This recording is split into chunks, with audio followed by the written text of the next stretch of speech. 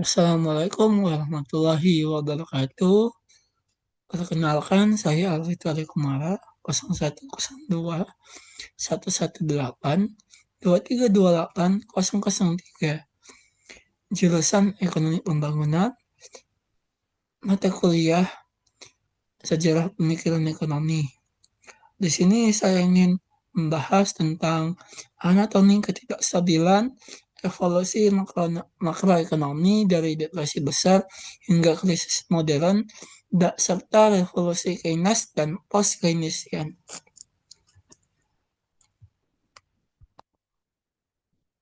Jadi di sini dikatakan bahwa ada aktivitas pasar yang menyeimbangkan diri. Sebelum tahun 1929, paradigma utama meyakini bahwa pasar akan selalu kembali ke titik keseimbangan secara otomatis. Pengangguran tinggi, upah akan turun, pabrik akan kembali, dan ekonomi pulih mandiri. Negara tidak perlu campur tangan. Di sini ada gambar yaitu ekonomi klasik dan non klasik yang ditopang oleh supply serta demand. Tetapi pada tahun 1929, 1930, kenyataannya membantah teori ini. Jutaan orang kehilangan pekerjaan dan pabrik tutup selama bertahun-tahun tanpa tanda pemulihan. Mekanisme otomatis terbukti hanyalah ilusi jangka panjang. Pada tahun tersebut ada namanya tragedi The Great Depression. Nah, di sini ada paradigma baru yaitu permintaan agregat. John Maynard Keynes pada tahun 1936 membalikkan logika klasik. Bukan penawaran yang menciptakan permintaan, melainkan permintaan agregat lah yang menggerakkan mesin produksi dan lapangan kerja. Seperti yang kita tahu, total perekonomian kita itu ditopang dari C, yaitu consumption, itu investment, Y ada pemerintah, itu government, serta net X itu artinya ekspor neto atau net ekspor. Nah, itu ada legendnya ya. Kalau konsumsi, C itu pengeluaran rumah tangga, investasi itu ekspansi dunia usaha saat ini sedang runtuh. G yaitu pemerintah yaitu intervensi secara fiskal itu secara aktif, dan NX atau ekspor neto di sini perdagangan internasional.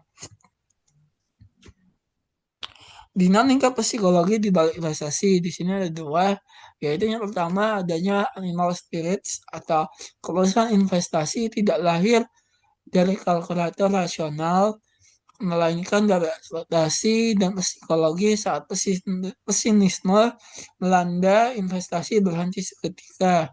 Dan yang kedua di sini ada jebakan likuiditas atau liquidity trap. Saat krisis, suku bunga rendah tidak mempan. Uang justru ditimbun sebagai penyimpan nilai karena ketakutan, bukan diinvestasikan. Motif spekulasi memberatkan roda ekonomi. Lalu di sini ada solusi dari Keynes, yaitu efek pengganda. Kebijakan fiskal ekspansif seperti infrastruktur bukan sekadar membuang anggaran. Satu unit yang disuntikkan agar tindak tangan dan dibelanjakan berulang kali sehingga menciptakan efek berantai yang jauh lebih besar dari nilai awalnya. Nah, itu ada kutipan dari John Maynard Keynes. Nah, ada kalimat ikoniknya itu dalam jangka panjang kita semua sudah mati. Serta beberapa gambar di bawah yaitu kalau yang warna putih itu namanya digambarkan dengan pendapatan pekerja, yang warna biru diartikan dengan belanja konsumsi lanjutan, serta yang bentuk kayak oli itu di tengah belanja pemerintah. Nah, lalu adanya pengkhianatan teori dan lahirnya post-Keynesian. Post-Keynesian muncul pada para kedua abad ke-20 sebagai bentuk perlawanan terhadap tiga anomali sejarah. yaitu yang pertama sintesis neoklasik pada tahun 1950-an.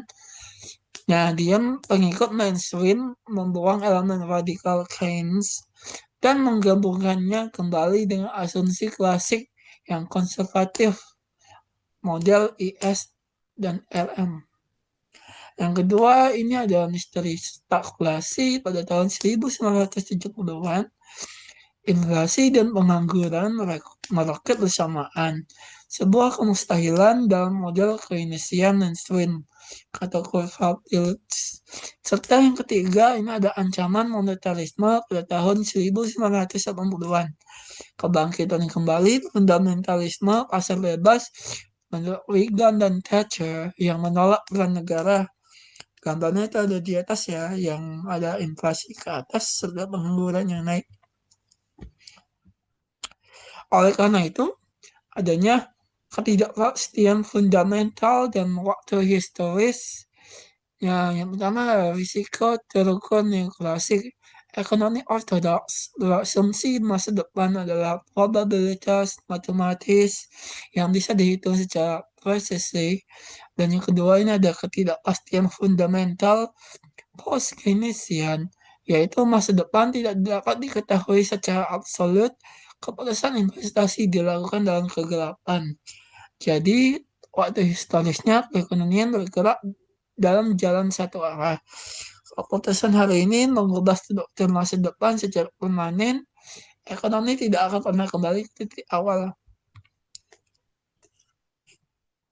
Nah, oleh karena itu adanya revolusi uang endogen.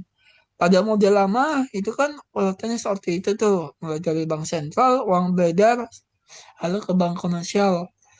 Lalu setelah adanya model post Keynesian diubah sedikit dari bank permintaan kredit bisnis, lalu bank komersial menciptakan uang, dan bank sentral mengakomodasi, lalu dia bakal balik lagi permintaan kredit bisnis. Harus balik akomodasi dan kekuasaan. Uang tidak dikendalikan dari atas, melainkan diciptakan dari bawah. Menolak teori kuantitas uang ortodoks, uang baru tercipta setiap kali bank komersial menyetujui dan menyalurkan kredit kepada dunia usaha.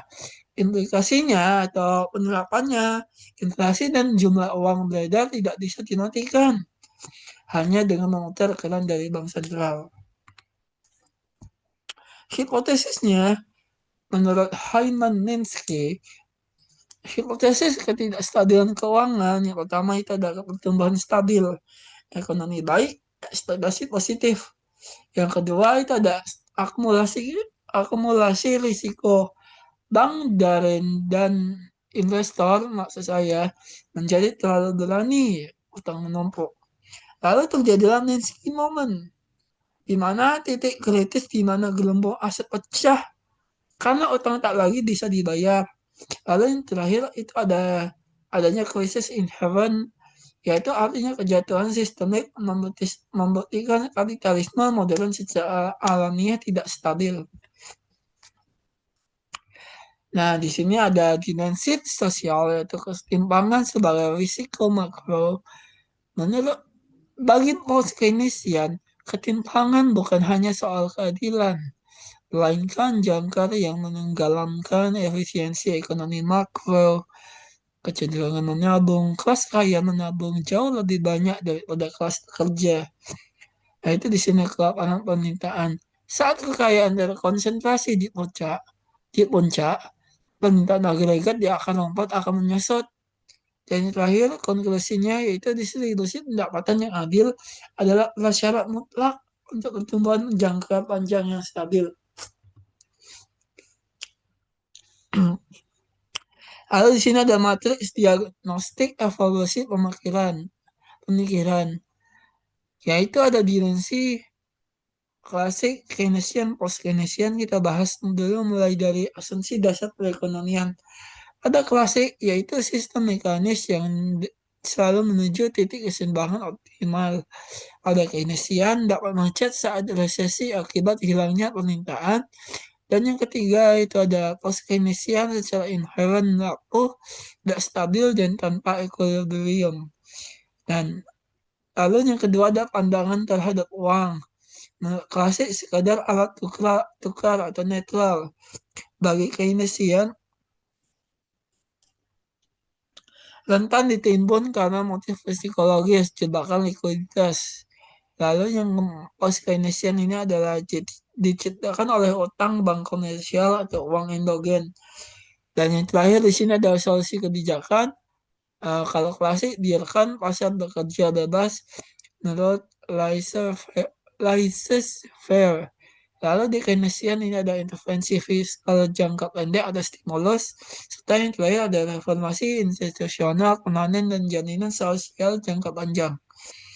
Nah, relevansi kontemporernya yaitu teori yang menjadi kenyataan, yaitu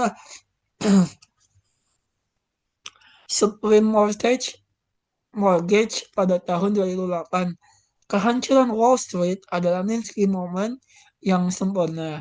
Pasar bebas gagal menyelamatkan dirinya di memaksa Amerika, Eropa, dan Cina melakukan bailout dan stimulus fiskal raksasa atau suntikan Keynesian. Lalu yang kedua di sini ada Bank of England pada tahun 2014. Bank of England secara resmi menerbitkan laporan yang mengakui bahwa uang dalam ekonomi modern diciptakan oleh kredit bank komersial mengkonfirmasi secara absolut teori uang endogen post-Keynesian.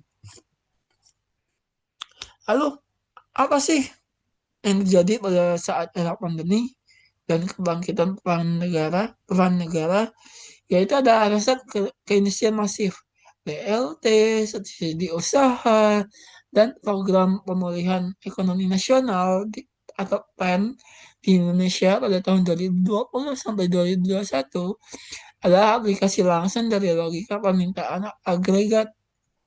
Defisit anggaran menjadi penyelamat, yaitu yang kedua ada modern monetary theory atau MMT.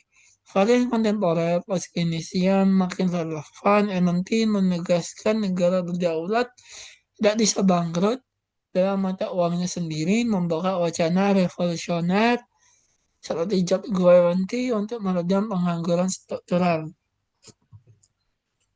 Lalu sampailah sudah kita di kesimpulan, yaitu di sini dibilang di luar ilusi keseimbangan ekonomi bukanlah mesin raksasa yang selalu menyeimbangkan dirinya secara otomatis.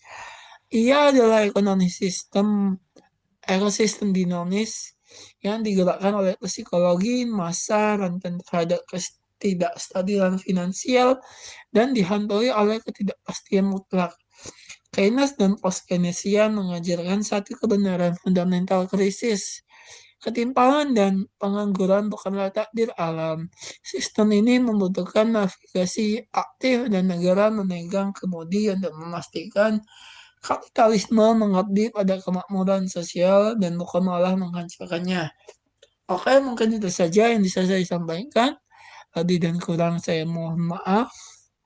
Kepada Allah saya mohon ampun. Ada kepada Tuhan Yang Maha Esa. Sekian dari saya untuk pemaparan materi ini.